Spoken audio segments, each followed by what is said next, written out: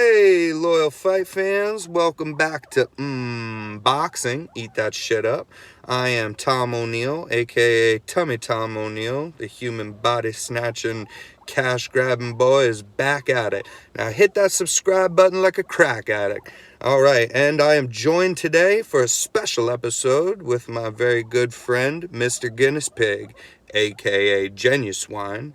And he's my little buddy. We're gonna feed him a carrot here. I was going to do actually a pretty cool episode before we got into the studio, right? Or not the little setup where we're going to do most of the episodes here. I figured, before that's ready, I'm doing them in the car and in the basement and stuff. Why not do something cool? The backyard's very nice. We got a hot tub there. So I was gonna shoot it by there. Just kind of to do something fun. But the power went out. The power's out. It's like a friggin' thunderstorm. I got my daughter to sleep. So she's resting now, and I figured, you know what? There's light in the car. And due to my schedule, I can't do this in the morning when I usually would. I didn't want to wait till Tuesday. So here we are now. And I figured I'd bring along the little Guinness Pig, my little friend here. So let's get into first the UFC stuff. So Joaquin Buckley, he absolutely destroys Impa Kasangane. And he messed him up, man. Now people are saying that this was the greatest, knockout ever. I mean, people throw that around a lot. This is for sure 100% one of the greatest knockouts ever in MMA, period. It's nuts. Basically, Joaquin Buckley, here, I'm going to give this guy a carrot. Basically, Joaquin Buckley, he throws a kick, right? I believe it was a high kick to the head, with his left leg. And Impa, which is a fantastic name, by the way. He blocks it though, right? And this is funny because he actually does the right thing, here. He's able to block the head kick and then sweep his arm, block the head kick, and then kind of, throw his elbow back to bring his hand underneath and catch the foot on its way out, so that he can either kind of go for a takedown there usually, or you can kind of spin the foot off and kind of get after them. And then he catches it. So he's got this guy's left leg in the air. He's bouncing on one, and he does a spinning back kick with his right foot to the guy's face, and just demolishes him, and he falls back backwards slowly. God, check this out. Yeah, man, Joaquin Buckley's head kick finish, the spinning back kick from when the guy's holding his other foot. Unbelievable. Tom Aspinall, he absolutely dispatches his opponent. In the first round, I believe it took him, just over a minute to do it. And then this was awesome. He looked like disappointed in himself for it. A lot of people talking about that guy coming up, so I'm keeping my eye on him. And that was a great win, man. And he seemed almost bummed out that he wasn't able to get him out there faster than a minute and a half. Yeah, that's kind of nuts. And then really, I don't want to even say it was a really good fight, but for me, just like a really interesting fight was the Rothwell Tibera fight. I made some notes here about this one because it was a good fight, but it reminded me of even playing the UFC 4 video game. Just kind of my play style is to do some good head movement and blocking and moving off the angles to make people miss a lot. And I love the people that'll throw a lot, especially if they don't come, you know, right after me. If they'll play any kind of little distance game with me, I'm usually always winning that. And the thing is, Rothwell, he's kind of been on a bit of a tear. I mean, he's got a bunch of knockouts under his belt. He's a big guy, got a little bit of a gut on him as well, but just, you know, muscle bound. He's a very strong guy. And he's, you know, been knocking people out even still. So, you know, I'm glad I didn't make this pick, man, because to be honest, you know, I don't really know too much about Tybura. You know, I've seen him fight actually on other cards, but it wasn't like so, you know, memorable, I think. But yeah, anyways, this fight was very good, and it opened my eyes to him. Because he had beautiful head movement, man. Beautiful head move. And these are heavyweights, by the way. This is a heavyweight bout, so these guys are enormous. And he was quite agile. He looked a lot leaner than Rothwell. Because keep in mind, again, it's heavyweights, so you get, you know, a lot of weight difference there sometimes. If somebody chooses to be, you know, at 225 exactly, you know, you have another guy that's weighs in at 240, you know, or even more, I think. So you can get quite a difference here. So Rothwell's, yeah, the bigger guy, but Tybura's leaner. He's using very good head movement in this match, and he's tiring Rothwell out, who's a giant, who's just a slugger. And Rothwell, you know, went after it. I basically think Rothwell, you know, he won probably the first round just because he got more significant strikes. But again, it's like still watching that first round, I'll explain right here. I was like, oh, does not look good for Rothwell, because it went, you know, when the first round was ending, and he kind of, you know, he landed quite a few times, but he kind of couldn't get the guy out of there. This is because his total strikes, right? So his total strikes is that he landed was in the first round was 45 out of 151. This is a horrible ratio, okay? That's not a good percentage. That's not a good percentage at all. That's horrible, honestly. And here's another great thing is that significant strike. So when it's not just some jab, it's a strike that does damage, has impact, you know, and whatnot, you know, is fight altering, you know, these are significant strikes. So out of 151 times that he swung, you know, at Tybura, out of 151, 150 of them were significant strikes. Now, and then in the first round, Tybura, again, so Rothwell landed 45, Tybura only landed 33, but he only threw 79 punches. So he was being a lot more efficient. And again, with how much Rothwell missed, the head movement on this guy for a big guy, too, was very impressive to me. Yeah, and Rothwell began to get tired, you know. Then second round, I give that to Tybura, and he starts taking over. Then in that, so after that second round, right, then Tybura, with both rounds combined, Tybura now has more strikes than Rothwell does, and Rothwell has thrown 100 and, you know, more strikes attempted. And Tybura, so Tybura is really being very efficient and very effective, man. And this was a good win for him. Yeah, and then third round, he really takes over. Yeah, you know, he begins to get Rothwell with the leg kicks almost kind of at will. He looked in the third round like he was starting to get loose in there, which is like, you know, just loose, kind of carefree, because not carefree, but yeah, just not stress, not tensing his muscle, you know, just he was kind of bouncing around, then kicking Rothwell's legs, started hitting Rothwell a bit, and then he got a takedown, right? A good takedown on Rothwell. It was against the fence line. He was hitting him with shots, hitting him with elbows, and he cut Rothwell up, and just a very dominant performance, especially the finishing in the third round. It did go the distance, but finishing the third round that way, so dominant and cutting Rothwell up. Yeah, that was a real professional performance, and very impressive. And at the end of the fight, the total strikes. So remember, the first round, Rothwell 45 out of 151, and at the end of 3 whole rounds, he lands 76 out of 265 punches.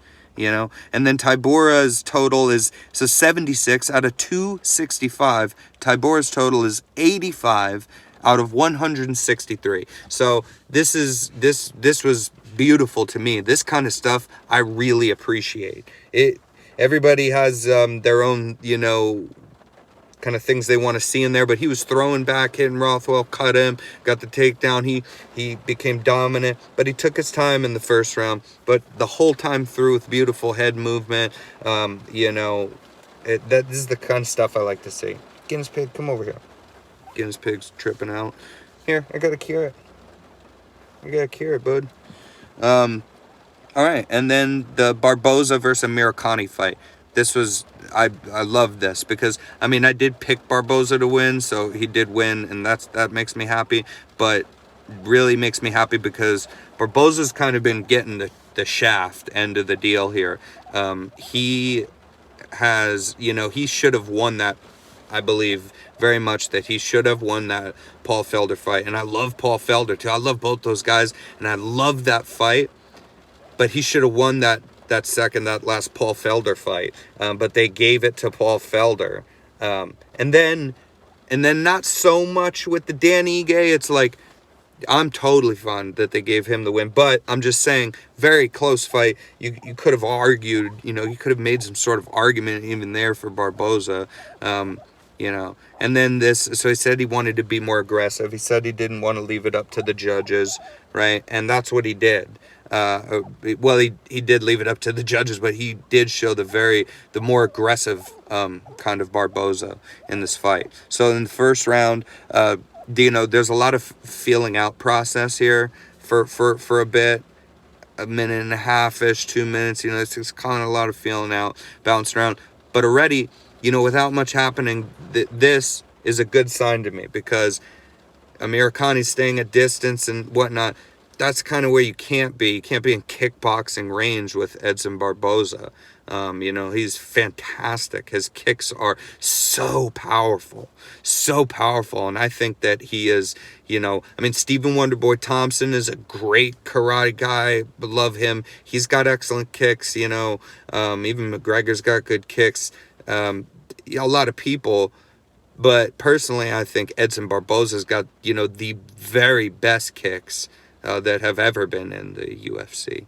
And I don't want to say they're on full display here, but he did start in that first round after a bit landing with the leg kicks, right? Which are just very effective. He doesn't need to land too many of those. Those little leg kicks of his hurt quite a bit, do a lot of damage. And so he started landing a few of those and did land some body kicks as well in this first round.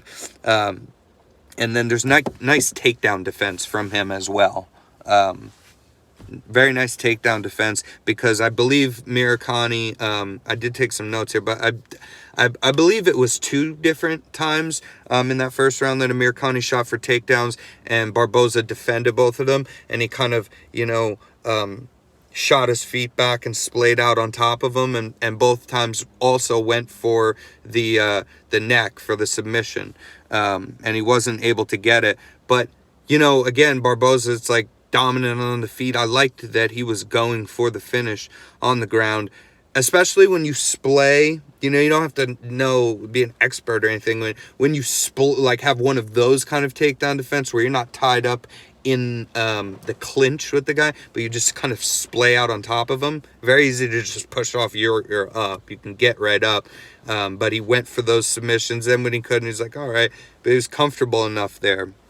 So then he takes round one, Barboza does. But yeah, great defense. At the end of the round, Amirkhani did get one takedown. I still give Barboza that round, but because he wasn't able to do anything with it, it was at the very end of the round. And even the way that he got this takedown was Barboza threw a very powerful body kick to Amirkhani, and again, his kicks are so powerful. So it lands. It does land. It's not blocked, but the kick lands, and then Amirkhani scoops his arm right in it, or following right after it, and he is able to grab the leg and get a takedown, but that kick landed as well.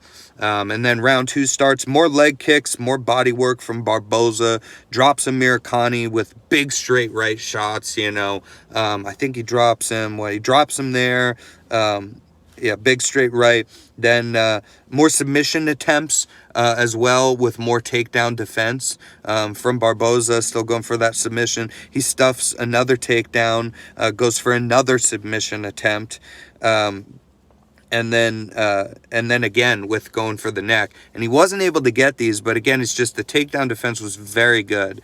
And then he drops him a second time with that straight right. When he's throwing that straight right, he brings he's standing orthodox, and he brings that back foot, that back right foot along with the punch to really, what do you call it, jolt in there or whatever, to really get in there. And they're very powerful. Usually you can see those strikes, coming quite a bit, because when you're throwing your whole back leg behind it as well for more power, and you're throwing yourself ahead at the person with the punch. But Barboza is so fast, man. Edson looked really good. Yeah, and so that was the second round, very much Barboza. Third round, Amirkhani gets taken down, or gets a takedown, but he's not able to do anything at all with it. I want to say that they were on the ground for roughly a minute and a half, possibly even closer to 2 minutes, and thankfully the referee finally stood them up. Sometimes it takes them quite a while, because he got this takedown, and he'd been working for it the whole time. But the problem was that he wasn't able to do anything. He for almost 2 minutes time, or right around about something like that, he was able to land one elbow that was not clean or very, a very hard shot or anything, and literally one shot to the body, which Edson then answered back with two. Sorry about that. Which Edson answered back with two different body shots that were harder, it seemed. Anyways, even from the bottom, so the referee stands them up, and then Edson does more work, man. They're stood up, and he drops him, again at the end of the round, and finishes very strong here. I love this for Edson, so he gets the win. And then there's the Marlon Moraes fight, which puts us here at Boxing right back at a 50% success rate on our picks here. I just can't seem to get ahead. It's usually better than this, although I suppose that I'm going off of just when I place bets, because I lose some of those, but I've for sure won most of them. I will be placing money bets on these bigger fights coming up as well. But either way, I'm not even going to make excuses for myself here. We're right back at 50%. But whatever, and we'll get this up on the board. We'll get there.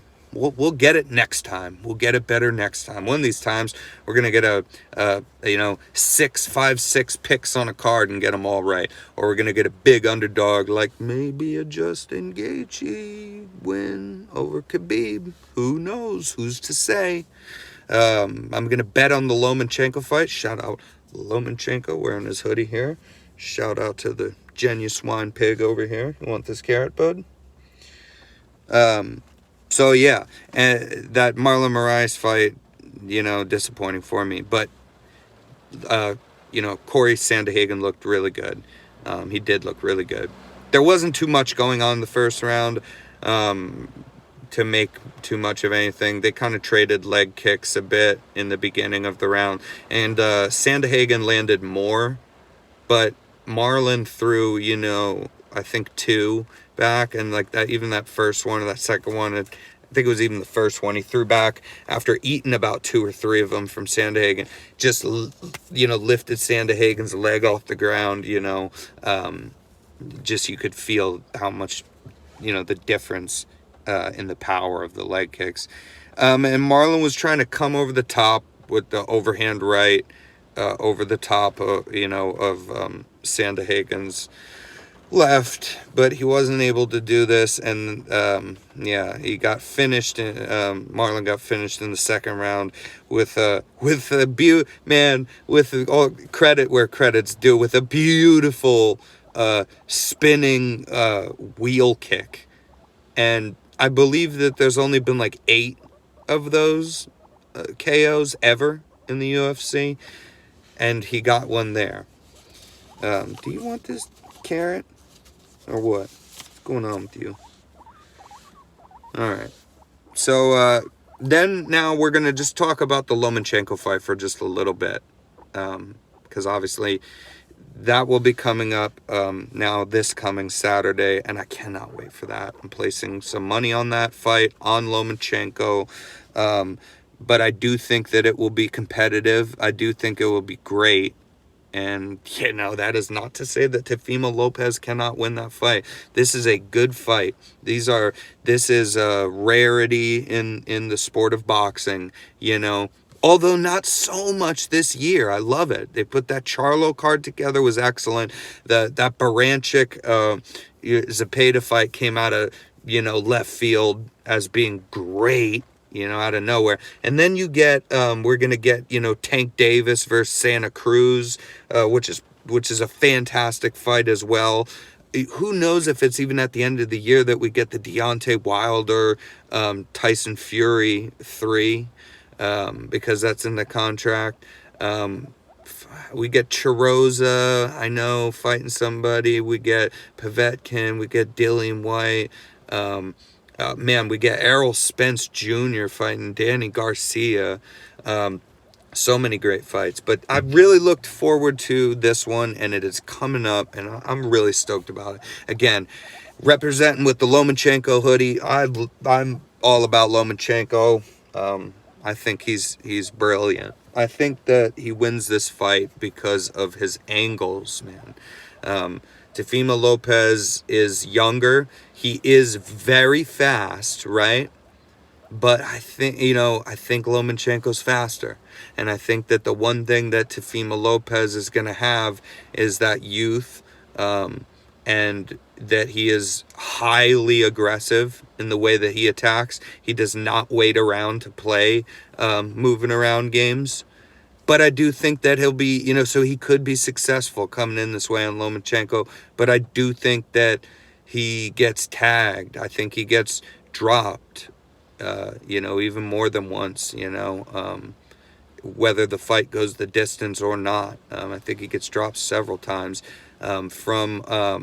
but I think it's just either way. I think it's just going to be a dominant, mainly performance from Lomachenko with the possibility of some very good rounds from Teofimo Lopez as well, if it goes the distance. If it does go the distance, again, the longer the fight goes, the more it favors Lomachenko, even though he's older. His cardio is amazing, and he's just got so much more experience.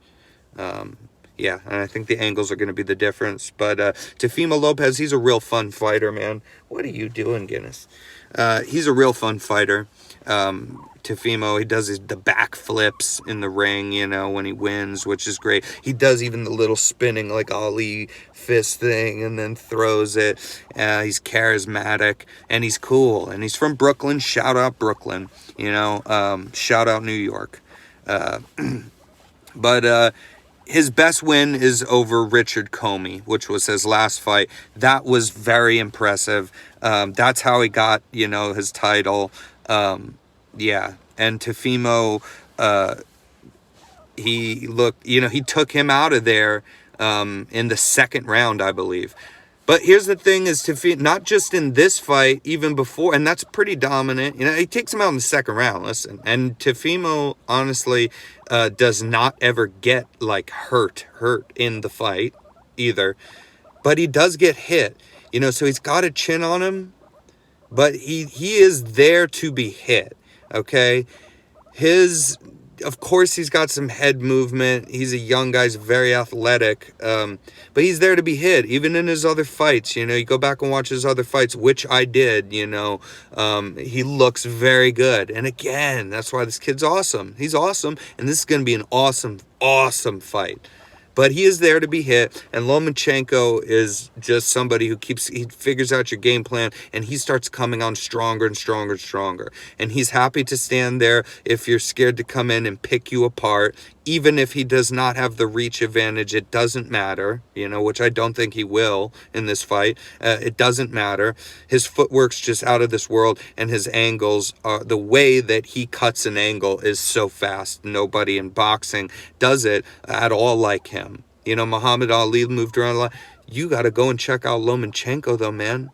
This guy, nobody has ever cut angles like he has, you know, like he does.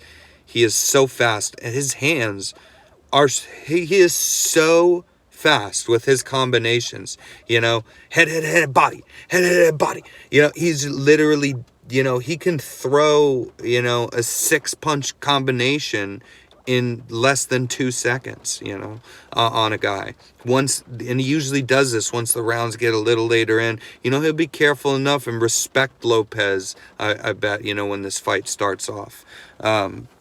But Lopez, you know, he's very strong, but he is there to be hit. He has a good story. You know, it's unfortunate that he was, like, by some stupid technicality stopped him from being in the Olympics. From being in the Olympics in the United States, right, is from some stupid technicality, even though he won all the matches that would have put him there, and he deserved to be there. That being said, right, he does get to the Olympics through his country, right? He does get through the Olympics in his own country, but he ends up losing that. He you know, in Honduras, okay, because he's Honduran. So he deserved 100% to be in the Olympics here in the United States, but these are, like, you know, this is crazy competitive, you know. In Honduras, you know, he made it to, he lost, you know, in the finals. And it was a close fight, too. It was a very close fight, but he did lose that. The Natakani fight, you know, Natakani gave Lopez a run for his money. He had reach on him, and he boxed smart, and that fight went all 12 rounds. He gave him a run for his money in that fight. You know, and again, I just think that this is somebody that's not nearly, you know, this is a person, you know, giving you a run for your money, and now you're going to fight, you know, Lomachenko, and people get worked up. I hope this is a real good fight, you know, and I think that it will be, but yeah, I find it hard how you couldn't really go with Loma on this. I think he's one of the greatest boxers of all time already, really, you know. And then this is a big win for him, though, because this kid's a savage, Teofimo Lopez, you know, and he's young, and he just got the belt, but Lomachenko has, you know, all the other belts. So this is the last one he needs to be the unified undisputed champion of the lightweight division, which is hands down the deepest, best division in boxing, with the most names, with the best boxers, all in this division, all right around this division. Like I had mentioned, like this fight, Teofimo Lopez in lightweight. Then you got Lomachenko. Then, like I had mentioned before, a guy like you got Regis Prograde, right? He's right up around there. And then you got Devin Haney, and then you got Gervonta Tank Davis, and then you got you got Santa Cruz. Who else? You got there's so many people in this division. It really is great, and I can't believe that it's all coming together this year with this best division. There's so many of these fights. This Teofimo Lopez fight is going to be, epic. And then on Halloween, we get the Gervonta Tank Davis versus Santa Cruz fight. And always my dream matchup had been, Gervonta Davis versus Lomachenko. And I think Lomachenko takes that too, but I think that's a harder matchup just because Gervonta hits so hard. You're talking about Teofimo does hit hard. He hits harder, I think, than Lomachenko. But Lomachenko's so much more accurate than both these guys. But Tank Davis, man, they don't call him like the little Mike Tyson for nothing. Because he's a smaller guy, not a heavyweight. He literally, throws his punches like Mike Tyson does. Like, he looks a bit like Tyson while he's in the ring, and you're watching him throwing punches. And he is lighting these guys up, man. And he hits the body as well hard. That's a key thing, too, man, in boxing. Everybody, of course, has gone to the body. You throw so many punches in one fight, never mind 30 fights, But a lot of people, when you look at their averages, if they're headhunters, you're not going to do so well. You could be powerful or you could be accurate, whatever. If you're a headhunter, then you will eventually meet your match. But guys that go to the body like Tank Davis does, that really truly mix it up, that throw those hard shots, that finish people to the body as well, is really great. But yeah, so back to this fight, I just think that it'll be very good. One is technical. No one's more technical than Loma. No one's as smart as Lomachenko in the ring. And that Natakani fight, people doubted Lopez after that, and then he came back, even though he won that, because it was a close fight and it went all the way. They doubted him a bit after that. Then he had this impressive Comey win. But again, it's a second rounder. It's just hard to tell where the guy's at. For me, it's not hard to tell that the guy's elite, right? And that he's going to be around and that he's going to beat good people and that he also will continue to get better than he is. But I just say that it's kind of hard to tell where he's at because the fight's so quick. And there are times, man, where people can get caught when in the fighting game. Even these professional fighters, that are very good, you just sometimes, go to move your head the wrong way and you move your head into a punch, Sometimes somebody just throws the punch at the right time, or you're on a bit of an off night yourself, or he's just on an on night. There's these things, and when you don't see either like dominant performances all the way through or comebacks to show that you're always in it and about your cardio and things like that, when you get a quick knockout, you wonder until you get a lot, then that's fine. Like Tyson, like Deontay Wilder, then you're like, you start to accumulate these knockouts in the first or second round, and then people go, whoa, and Lopez has a couple, but Comey's just like probably the best guy that he's fought, and he knocked him out in the second round. And it's not, to be honest with you, I do think that if they did that fight again, that Teofimo Lopez wins that fight again, right? But I'm just saying that it's hard to get a sense of just how good is he. Just caught him really good there and got him out, in the second round. That's not going to be the case here, I don't think, you know. So he's going to need to kind of see, we're going to need to kind of see where his cardio is at, and we're going to need to kind of see what happens when he starts getting frustrated, because usually he's able to just kind of land on people at will, and Loma is not that guy. He's not going to be there to be hit. Yeah. And Lomachenko, you know, he's just, he's the fastest lightweight boxer, I think, for one. His head movement, his angles are great. You know, he had it, so his second professional fight, but his amateur career is like 300 and something wins to 1 loss, man. You know, multiple time gold medalist, Olympian, in boxing. You know, the guy is that's a lot what people don't understand too, because he doesn't have so many pro fights. And only his second one in, he fought Salida, who's just a slugger brawler guy, who was like, you know, he was doing really good, you know, credit to Salida, but some of those were just like, a lot of those body shots that he was giving Lomachenko were like, they just looked like low blows, man. Like, you're not really supposed to, they wear your trunks up a bit high, but not over your belly button. That's where you're hitting here. You can kind of, you know, barely hit trunk because you're hitting mostly up here, but he's like hitting all trunk, like over here, yeah, multiple times. It looked weird, but he got, you know, Loma he lost that fight, right? That was the one loss that he has here in the pros. But in that fight, he showed that he never quits fighting.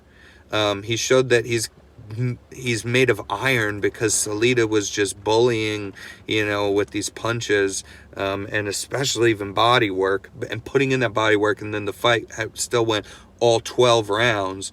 You know, with Loma, you know, always competitive, always trying to come back, get in it, and showed a great cardio, and showed that he can go not only go 12 rounds, obviously, but that he can go 12 rounds when he's losing even, and be competitive, and getting hit, you know, by a guy who's, you know, probably is going to be able, you know, Salida was able, I think, to be more aggressive over a longer period of time than Teofimo Lopez will be able to be in this fight.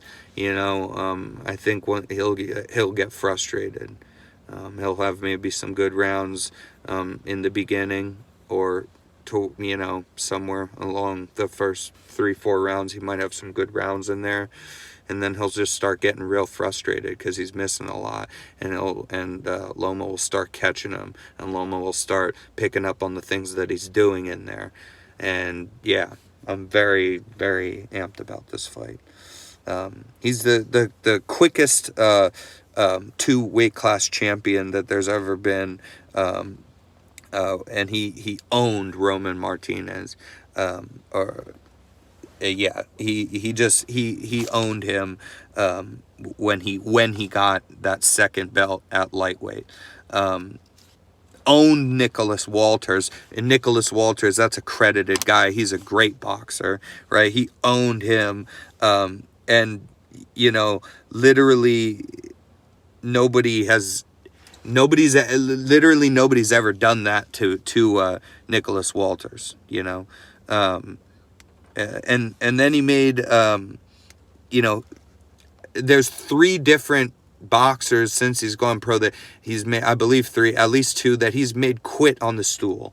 Talk about getting frustrated, right? Because you're getting hurt, but these guys are, trust me, more frustrated. That's so crazy, right? Because boxers get hurt, they don't want to quit. Sometimes they do, but they don't usually want to quit when they're getting hurt. Like, they could be hurt real bad, but they don't want to quit from that and be like, oh, I'm too hurt. But these guys, that wasn't the case. You know, Lomachenko's being very dominant, but again, he's not just like flooring the hell out. He gets a couple knockdowns here and there with these guys, but I think more than being hurt, they are so frustrated, you know, because they're literally sitting there telling their cornerman, like, I got nothing for this guy. I can't, like, I've been trying what you're telling me to do. I got nothing for this guy. I've not, like, never seen it. Nobody in our training camp was anything like this guy, you know? And yeah, that's just, it's going to be, it's going to be an epic fight, and I'm really excited for it. And I'm glad that we were able to get this stream out, and I'm glad that my friend Guinness calmed down here. Guinness, you want to say anything? Whoop, whoop. Yep, he's a whooper. So, yeah, special episode with the Genius wine instead of the little hot tub thing because the power went out. But we'll have the studio up and coming soon. Another thing I'm real excited about is the Khabib-Justin Gaethje fight that's coming up towards the end of the month. And again, we'll be riding out to our friend Gage's and Courtney's new place, which is our Fight Island, where we will be men, we will drink beer, we will be stupid, and yeah, we're gonna have a lot of fun. And I want to do something out there, either one of these with the fellas, you know, after the fight, something like that, or at least a stream off the game, because we've had trouble getting, you know, other people that are not physically there with us, you know, finding out how to get their microphones through on the recording seems like we can't. But this has been Unboxing. Thank you to all the new subscribers, man. Tell a friend. Please tell a friend about it. You know, also a plus when we get 50 subscribers, you know, Ronnie's got to do something stupid to celebrate. But yeah,